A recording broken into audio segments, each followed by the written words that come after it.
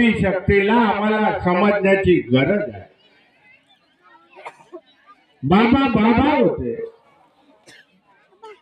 फार मोठे तपस्या झाले बाबा, फार मोठा त्याग बाबांनी केला. तेवढा त्याग तुम्ही आम्ही नाही करू शकणार, परंतु अनुभव प्रत्येकाला मिळाले, मलाही मिळाले, तुम्हालाही मिळाले, प्रत्येकाला अनुभव मिळाले. या मार्गावर खूप काही आहे. आता या ठिकाणी आम्ही आलो, हा वनभोजनाचा कार्यक्रम म्हणून आलो, परंतु मगाशी बोलता बोलता दांडेजींना बोलले 2 प्रकारचे भोजन.